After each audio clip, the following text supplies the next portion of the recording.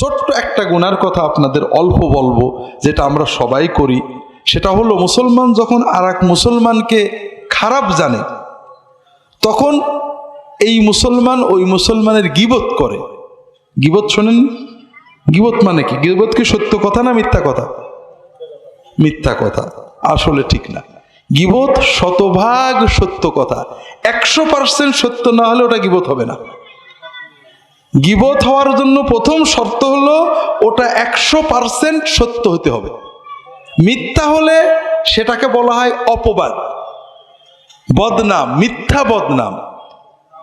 আর গীবত হওয়ার জন্য শর্ত কি? প্রথম শর্ত কি? শতভাগ সত্য হইতে হবে। আল্লাহ রাসূল সাল্লাল্লাহু আলাইহি ওয়াসাল্লাম বলছেন, আতাদরুনা মাল গীবাহ, তোমরা কি জানো গীবত কি?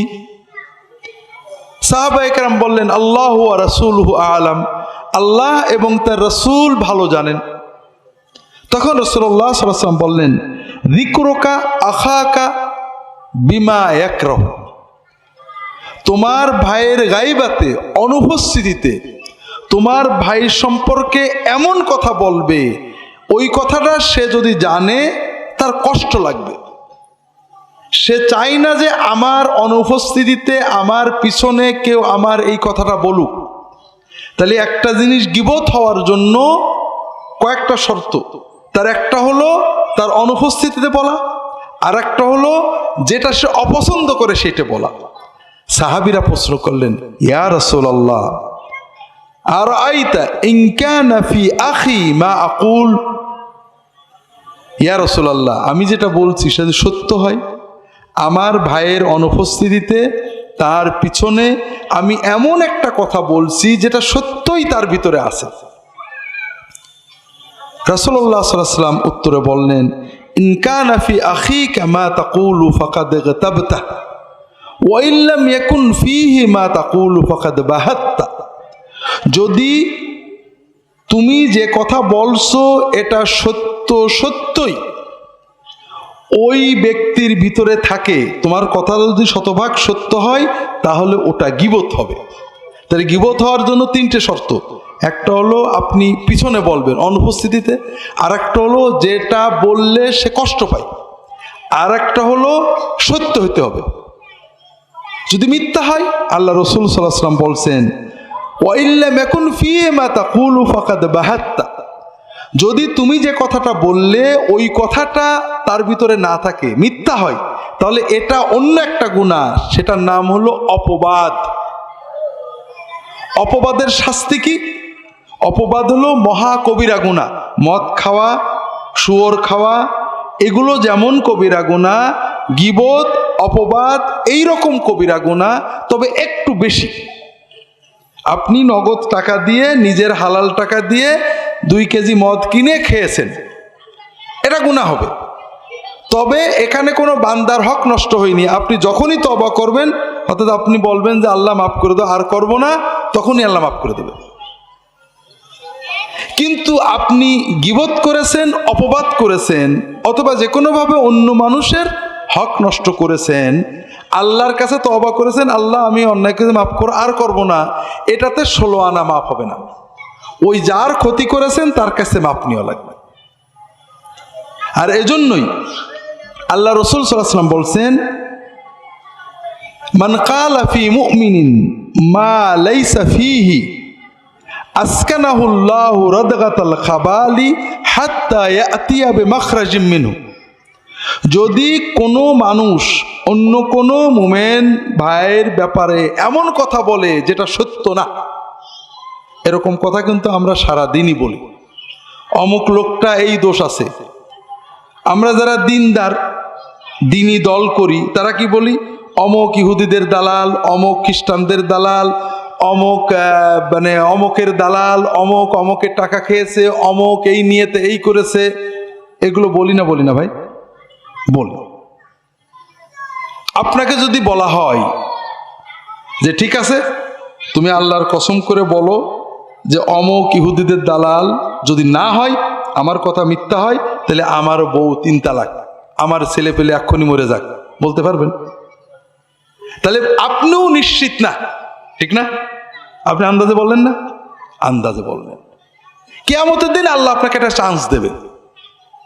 কি বলবে?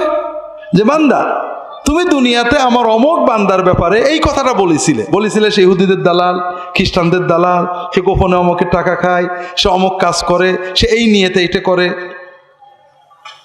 এই যে কথাটা বলেছিলে এটা ডকুমেন্ট আমাকে দাও, দলিল দিবা। আসকানাহুল্লাহু রাদকাতাল খাবালি হাত্তা ইয়াতিয়া বিমাখরাজি মিনহু। যতক্ষণ তুমি দলিল না দিতে পারবে ততক্ষণ আল্লাহ তাআলা ওই বান্দাকে, ওই যে ব্যক্তি অপবাদ করেছিল, মুমিনের নামে মিথ্যাচার করেছিল, আন্দাজে অপবাদ দিয়েছিল, ভিত্তিহীন অপবাদ দিয়েছিল, ওই লোকটাকে জাহান্নামীদের রক্ত, পুজ, পেশাব, পায়খানা যেখানে থাকে ওর ভিতরে তার অবস্থান দিয়ে বলবেন, তুমি যতদিন ডকুমেন্ট না দিতে পারো এখানে থাকো। নাউজুবিল্লাহ বলেন না। এইরকম গুনাহ আমরা করি না, কোনো লাভ আছে ভাই? 2 টাকা লাভ আছে বলেন তো? 2 টাকাও লাভ নেই ভাই। একটা ভেজাল দিয়ে, ওজনে কম দিয়ে 10 টাকা লাভ করেছেন, দোজখে 10 দিন পড়লেও তো মনের সান্ত্বনা হবে, বাড়িতে বিরিয়ানি খাইছিলাম। এই মিথ্যা অপবাদ দিয়ে কি পাচ্ছি আমরা? এক দল আরেক দলের বিরুদ্ধে, এক মুমিন আরেক মুমিনের বিরুদ্ধে। ভাইরা, আল্লাহর হস্তে বলি, যে কথা আপনি ডকুমেন্ট দিয়ে প্রমাণ করতে পারবেন না সেই কথা বলবেন না। আপনি আমার কথার সমালোচনা করেন যে আব্দুল্লাহ জাহাঙ্গীর এই কথা বলেছে, এটা ঠিক না, কোনো সমস্যা নেই, কারণ আপনি জানেন ডকুমেন্ট আছে আমি বলেছি। কিন্তু আপনি এটা বলেন না যে আব্দুল্লাহ জাহাঙ্গীরের মনে এইটা ছিল বলে এইটা বলেছে। আপনি কার মন দেখেছেন? আল্লাহ কিয়ামত দিন জিজ্ঞেস করবে তো। অথবা বলেন না আব্দুল্লাহ জাহাঙ্গীর অমুকের কাছে টাকা নেওয়ার কারণে এটা বলেছে। ডকুমেন্ট আছে আপনার কাছে? আছে? বলবেন না, কোনো না। আমি বলে না, দুনিয়ার কারোর ব্যাপারে আপনি, বিষয় হচ্ছে কি ভাইরা, একদিন আমাদের একা আল্লাহর সামনে দাঁড়াতে হবে, ঠিক না? এই দুনিয়ার মারামারি মাতবরি সব শেষ হয়ে যাবে, যেখানে আল্লাহ ইনসাফ করবেন। আল্লাহ এক বান্দার ক্ষতি করে আর এক বান্দাকে জান্নাত দেবে না। আপনি আল্লাহর কাছে কোটি গুনাহ করেছেন, মাপ পাবেন, কিন্তু আল্লাহর আরেক বান্দার ক্ষতি করেছেন, এটা আল্লাহ ওই বান্দার পারমিশন ছাড়া মাফ করবেন না, তার কাছ থেকে মাপ নিতে হবে আপনাকে।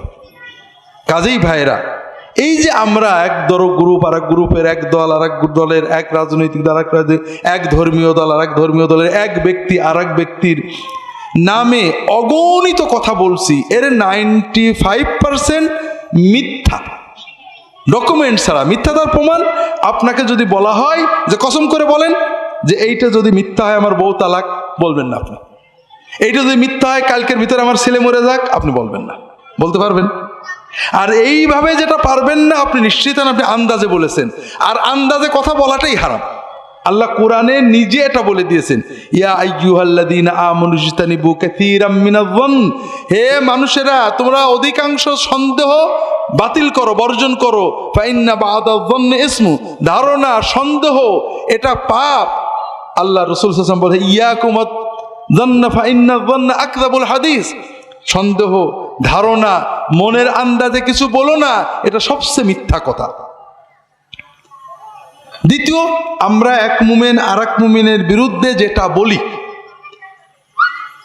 এটার 5% সত্য কথা, আর সত্য হলে সেটাকে কি বলা হলো? গীবত। গীবত হওয়ার জন্য রাসূলুল্লাহ সাল্লাল্লাহু আলাইহি ওয়াসাল্লাম 3টে শর্ত দিলেন, মনে আছে তো? কয়টা শর্ত? 1 নম্বর সত্য হইতে হবে, 2 নম্বর তার পিছনে হইতে হবে, 3 নম্বর যে কথা বললে সে কষ্ট পায় এরকম কথা হইতে হবে। আমরা অনেক সময় মনে করি ওর আমরা সামনেও বলতে পারি, বলেন না? বলেন না? সামনে যেটা বলতে পারেন সেইটা পিছনে বলাই হলো মহাকবিরা গুনাহ, গীবত। আল্লাহ কোরআনে এই আয়াতে বলছেন, ইয়া আইয়ুহাল্লাযীনা আমানু ইজতানিবু কাসীরাম মিনায-যন্নি ইন্না বা'দায-যন্নি ইসম ওয়ালা তাজাসসু ওয়ালা ইয়াগতাব বা'দুকুম বা'দা। তোমরা একে অপরের দোষ খুঁজে বেড়ায়ো না, আর দোষ খোঁজা ছাড়াও যদি কোনো গোপন দোষ জানো, কেউ কারোর পিছনে গীবত করো না। আইয়ুহিব্বু আহাদুকুম আইয়াকুলা লাহমা আখিহি মাইতাম ফাকারিহতুমু, তোমরা কি চাও তোমার মরা ভাইয়ের গোশতটা খাও? চান নাকি? ভাই মরা গেছে, 1-1.5 মণ গোশত আছে, কবরে দিলে তো পোকাই খাবে, লস হবে, কাজে ফ্রিজে রেখে দিই, কেটে কেটে রান্না করে খাবো, এরকম চিন্তা মনে আসে নাকি? যদি মনে কেউ বলে তাহলে কি ঘৃণা আসে না লোভ আসে?